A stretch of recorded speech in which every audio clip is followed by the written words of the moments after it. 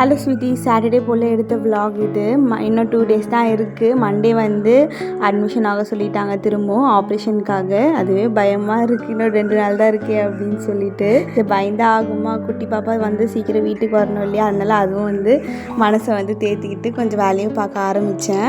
பாப்பாக்காக 2 towel எடுத்து வச்சுருந்தேன். அப்போ மாமியார் வந்து 3 காட்டன் சாரீ கொடுத்தாங்க. எல்லாம் வாஷ் பண்ணதுதான் பாப்பாவுக்கு யூஸ் பண்ணுறதுனால சரி திரும்ப வந்து ரீவாஷ் பண்ணலாம் அப்படின்னு டெட்டால் போட்டு மிஷினில் போட்டுடலாம் சொல்லிட்டு வாஷ் பண்ணுறதுக்காக எல்லாமே எடுத்து வச்சுருந்தேன். நான் ஒரு சில வீடியோஸில் வந்து சிஸ்டர் வந்து எனக்கு ஹோப் கொடுத்துருக்காங்க, நார்மல் டெலிவரி ஆகும் அப்படின்னு சொல்லியிருந்தாங்க அப்படின்னு சொன்னேன்.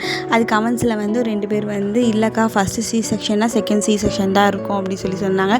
பட் டாக்டர் ஹோப் கொடுத்ததுனால நானும் நம்பிக்கையோடு இருந்தேன் நார்மல் டெலிவரி ஆகும் அப்படின்ட்டு. பட் ஹாஸ்பிட்டல் அட்மிட் ஆகும்போது 37 வீக்ஸ் வரையும் தான் பார்ப்பாங்க, நார்மல் பெயின் வர வரைக்கும், அப்படி இல்லைன்னா ஆப்ரேஷன் தான் அப்படின்னு சொல்லியிருந்தாங்க. இப்போ எனக்கு 37 வீக்ஸ் 2 days ஆச்சு, இன்னும் பெயின் வரல, கன்ஃபார்ம் வந்து ஆப்ரேஷன் தான் சொல்லிட்டாங்க. பாய்.